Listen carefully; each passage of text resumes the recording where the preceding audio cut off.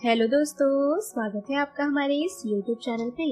दोस्तों, कहानी को शुरू करने से पहले एक जरूरी बात, अगर आपने चैनल को सब्सक्राइब नहीं किया है तो पहले आप जल्दी से चैनल को सब्सक्राइब कर दीजिए ताकि आपको हमारी आने वाली नई नई कहानियों की जो नोटिफिकेशन है वो आपको सबसे पहले मिलती रहे। तो चलिए दोस्तों, बढ़ते हैं हमारी आज की कहानी की तरफ। हमें उम्मीद है कि आपको हमारी ये कहानी जरूर पसंद आएगी। रेशमा बहुत सुंदर थी, पर उसकी पारिवारिक परिस्थिति थोड़ी नाजुक थी क्योंकि वो लोग 7 भाई बहन थे और उसके पापा की कमाई बहुत कम थी। ऐसी परिस्थितियों में रेशमा के लिए एक बहुत ही अमीर घराने से रिश्ता आया कि परिस्थिति अच्छी नहीं थी, पर लड़का उसके मुकाबले कम स्मार्ट था और उम्र में भी उससे 7 साल बड़ा था। लेकिन रेशमा के घर वालों ने पैसा देकर शादी के लिए हाँ बोल दिया। रेशमा पढ़ने में भी बहुत होशियार थी। रेशमा की सासू माँ सीमा जी ने उसे आगे पढ़ाने का भी बोल दिया था। जब शादी हुई तो वो फर्स्ट ईयर में ही थी, पर शादी के बाद भी उसने पढ़ाई अपनी जारी रखी। रेशमा अपनी शादी से बिल्कुल भी खुश नहीं थी कि उसके मर्जी के खिलाफ ये शादी हुई थी। उससे किसी ने ये भी नहीं पूछा कि उसे लड़का पसंद भी है या नहीं, क्योंकि उसे उसके मुकाबले ही स्मार्ट पति चाहिए था और कोई ऐसा जो उम्र में भी उसके आसपास ही हो। पर माँ बाप की खुशी के लिए उसने शादी के लिए भी हाँ कर दी थी। रेशमा के घर के सामने एक परिवार रहता था। उस परिवार से रेशमा के ससुराल वालों का अच्छा रिश्ता घर जैसा ही था। उनका एक बेटा था, उसका नाम अविनाश था, जो कि रेशमा की ही उम्र का था और वो भी फर्स्ट ईयर में ही पढ़ रहा था। अविनाश रेगुलर स्टूडेंट था और रेशमा प्राइवेट पढ़ाई कर रही थी, इसलिए अविनाश रेशमा की हमेशा मदद कर देता था। उसे नोट्स लाकर देना, क्लास में क्या पढ़ाया वो बताना आदि। धीरे धीरे रेशमा और अविनाश की अच्छी दोस्ती हो गई और वक्त के साथ दोनों की दोस्ती गहरी भी हो गई। तब तक रेशमा को भी नहीं पता था कि बात इतनी आगे बढ़ जाएगी। अविनाश को भी रेशमा बहुत सुंदर लगती थी और उसे तो वैसे भी मौका चाहिए था रेशमा के करीब आने का और उससे दोस्ती करने का। इधर रेशमा भी अपने पति से बिल्कुल भी खुश नहीं थी और अविनाश की तरफ उसका रुझान बढ़ता जा रहा था क्योंकि उसे भी अविनाश अच्छा लगने लगा था। इसलिए दोनों को पता ही नहीं चला कि कब उन दोनों में बातें बहुत ज्यादा आगे बढ़ गई। कुछ समय तो उन दोनों का ये सिलसिला चलता रहा और किसी को कुछ भी शक भी नहीं हुआ क्योंकि दोनों परिवारों के बीच रिश्ते घर जैसे ही अच्छे थे और रेशमा का पति तो ये सोच भी नहीं सकता था कि ऐसा भी कुछ हो सकता है कि वो रेशमा पर बहुत भरोसा करता था और ऐसी खूबसूरत पत्नी पाकर वो वैसे भी बहुत खुश था। लेकिन रेशमा के लिए तो अविनाश उसकी मनपसंद का ही लड़का था, जैसा रेशमा को चाहिए था। वो अविनाश जैसे ही पति चाहती थी वो, लेकिन होता वही है जो आखिर किस्मत में लिखा होता है। रेशमा के एक देवर विनय और एक ननद सलोनी भी थे। दोनों कुंवारे ही थे, इसलिए सब साथ में एक ही घर में रहते थे। रेशमा के पति का तो रेशमा पर अटूट भरोसा था, पर देवर और भाभी को कहीं न कहीं रेशमा और अविनाश की दोस्ती की भनक लग चुकी थी। पर बिना किसी सबूत के वे किसी नतीजे पर नहीं पहुंचना चाहते थे। उन्होंने घर में किसी से भी कुछ नहीं कहा, बस सच का पता लगाना चाहते थे वो लोग। उनको ये भी डर था कि अगर भैया को ये सब बात पता चल गई तो अनर्थ हो जाएगा, क्योंकि ऐसे तो रेशमा का पति बहुत अच्छा था, वो बहुत ज्यादा गुस्सैल भी था। तो अगर ऐसी बात उसे पता चल जाए तो ना जाने वो क्या कर बैठे। यही सोचकर विनय और सलोनी ने अपने भैया से कुछ भी नहीं कहा। 2-4 दिन में उन सबको परिवार समेत कहीं जाना था। ऐसे में सब लोग चले गए, लेकिन रेशमा कुछ बहाना बनाकर घर में ही रुक गई और उसने सबसे कहा कि मेरी तबीयत थोड़ी खराब है और मैं नहीं आ सकती। ऐसे में जाना जरूरी था, इसलिए बाकी सब लोग चले गए। रेशमा के पति ने उससे कहा कि तुम्हारी तबीयत खराब है तो मैं तुम्हारे पास ही रुक जाता हूँ।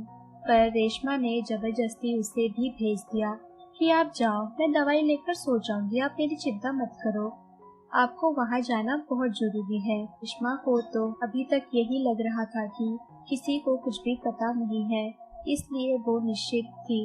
वो ये सब सोच रही थी कि अब तो सब लोग शाम से पहले घर पर नहीं आएंगे, इसलिए सबके जाते ही उसने अविनाश को अपने घर पर बुला लिया। पर आज तो विनय ने भी ठान रखा था कि वो सच का पता लगाकर ही रहेगा, और भाभी का यूं घर पर अकेले रुक जाना ये कुछ ठीक नहीं लगा, इसलिए वो सबके साथ निकल तो गया, पर कुछ देर बाद वो दोबारा वापस घर आ गया।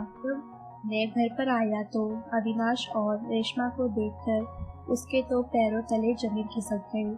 आज देवर ने सारा नजारा अपनी आंखों से देख लिया था, और ये सब देखकर उसके तो होश उड़ गए थे। शक तो उसे पहले से ही था, पर इस तरह अविनाश और रेशमा को साथ देखकर विनय को अपनी आंखों पर यकीन ही नहीं हो रहा था। पर अब उन दोनों के पास झूठ बोलने की या सफाई देने की कोई गुंजाइश नहीं थी। विनय का तो इतना गुस्सा आया उसको कि दोनों पर की वो दोनों को जान से ही मार दे। विनय को बहुत गुस्सा आया, पर उसने खुद पर काबू किया, और जब तक वो अविनाश से कुछ कहता तब तक अविनाश घर से भाग गया और रेशमा देवर के पैरों में गिर गई। रेशमा माफी मांगते हुए बोली कि एक बार मुझे जीवन दान दे दो, आपके अलावा ये बात किसी को भी पता नहीं चलनी चाहिए, वरना मैं कभी जी नहीं सकूंगी, मैं अपनी जान दे दूंगी।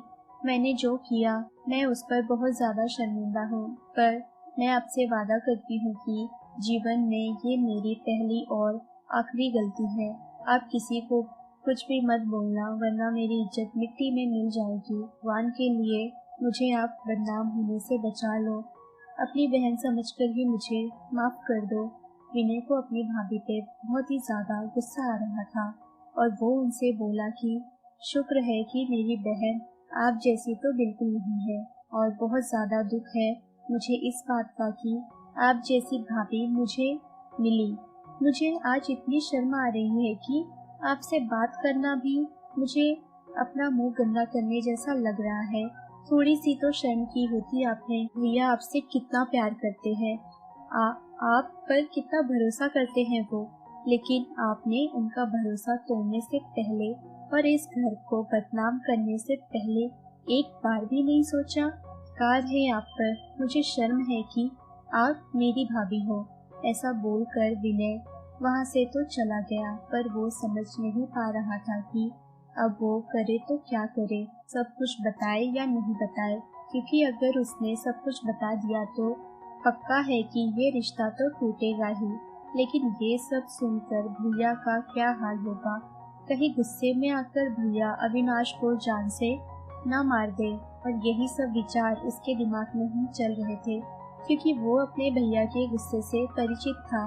विनय सोच रहा था कि मम्मी पापा का क्या हाल होगा, आखिर उन्हें ये सब पता चला तो रिश्तेदारों में कितनी ज्यादा बदनामी होगी, समाज में हमारी थू होगी। और इसी उधड़े मन में जब वो वापस घर पहुंचा तो रेशमा का रो कर बुरा हाल हुआ था। वो गिड़गिड़ाने लगी कि मुझे एक मौका दे दो, मुझे माफ कर दो, हमारा ये गलती नहीं होगी। देवर इस नतीजे पर पहुंचा कि सारी परिस्थितियां देखते हुए भाभी को एक मौका दे देना ही ठीक होगा, वरना सब कुछ खत्म हो जाएगा। विनय ने रेशमा को एक मौका तो दे दिया, पर उसने उससे साफ साफ शब्दों में कह दिया कि दोबारा ऐसा कुछ देखा या सुना तो फिर आप सोच लेना कि आपका क्या होगा। रेशमा ने उससे दोबारा माफी मांगी, और विनय को भी रेशमा शर्मिंदा ही लग रही थी, लेकिन उसे रेशमा से बहुत नफरत हो गई, और उसने उससे कहा कि आज मेरी नजरों से तो आप पूरी तरह से गिर चुकी हो, लेकिन कोशिश करना कि किसी और की नजरों से ना गिरो, और दोबारा मेरे भाई का भरोसा मत तोड़ना। रेशमा सर झुकाकर खड़ी थी, माफी के इंतजार में। विनय ने उससे कहा कि मेरे अलावा अब ये बात कोई और नहीं जानेगा, और ये बोलकर वो वहाँ से निकल गया। इधर अविनाश की हालत भयंकर तरीके से खराब थी। उसे बहुत ज्यादा डर लग रहा था कि अब विनय क्या करेगा और अब क्या होगा। विनय ने अविनाश को ढूंढ लिया और अपना सारा गुस्सा अविनाश पर निकाला। रेशमा पर तो वो हाथ नहीं उठा सकता था, पर अविनाश को उसने बुरी कदर से मारा कि परिवार जैसा रिश्ता होते हुए भी उसने अपने ही घर में ऐसा किया। विनय ने अविनाश से कह दिया कि तुम जितना जल्दी हो सके इस शहर को हमेशा के लिए छोड़कर यहाँ से चले जाना और आइंदा हमारे परिवार के आसपास भी नजर मत आना कभी। अविनाश दूसरे ही दिन शहर छोड़कर चला गया, पर विनय को पता था कि अविनाश के माँ बाप और परिवार सब कुछ यही थे, तो उसका यहाँ आना जाना तो लगा ही रहेगा। इसलिए विनय जल्द से जल्द इस घर को छोड़ना चाहता था। एक घर किराए से देख रहा था और जहाँ रहते थे वो घर वैसे भी पुराना ही था। इसलिए विनय ने घर में सबसे इस तरह से बात करी कि हमें घर को शिफ्ट कर लेना चाहिए, क्योंकि अब ये घर पुराना हो चुका है और बाहर हमें कम दाम में अच्छा घर मिल जाएगा। सब लोग विनय की बात मान गए और 1 महीने के अंदर ही अंदर विनय ने सबको नए घर में शिफ्ट कर दिया। तब तक अविनाश भी नजर नहीं आया और रेशमा भी काफी शर्मिंदा ही थी। रेशमा को ये बहुत अच्छे से समझ आ रहा था कि ये सब कुछ इतना जल्दी क्यों किया जा रहा है और अचानक घर क्यों शिफ्ट करवाया जा रहा है। विनय की समझदारी से गृहस्थी टूटते टूटते बची और रेशमा का पति कभी रेशमा का सच नहीं जान पाया, पर विनय रेशमा को वो इज्जत कभी नहीं दे पाया जो वो पहले देता था। विनय ने ये बात कभी किसी से भी नहीं कही, यहाँ तक कि उसने सलोनी को भी कहा कि जैसा हम सोच रहे थे वैसा कुछ भी नहीं था, क्योंकि विनय किसी की इज्जत खराब नहीं करना चाहता था, क्योंकि वो जानता था कि अगर सलोनी को सच पता चला तो वो चुप नहीं रहेगी और बात बहुत ज्यादा आगे बढ़ेगी। इसलिए विनय सारा जहर पी लिया और घर तोड़ने से उसने बचा लिया। तो दोस्तों, ये थी हमारी आज की कहानी। अगर आपको हमारी ये कहानी पसंद आई हो तो कहानी को लाइक और शेयर करना ना भूलो दोस्तों, अगर अभी भी आपने चैनल को सब्सक्राइब नहीं किया है तो पहले आप जल्दी से चैनल को सब्सक्राइब कर दीजिए, ताकि आपको हमारी आने वाली नई नई कहानियों की जो नोटिफिकेशन है वो आपको सबसे पहले मिलती रहे। तो चलिए दोस्तों, हम फिर मिलेंगे अपनी एक और नई कहानी के साथ।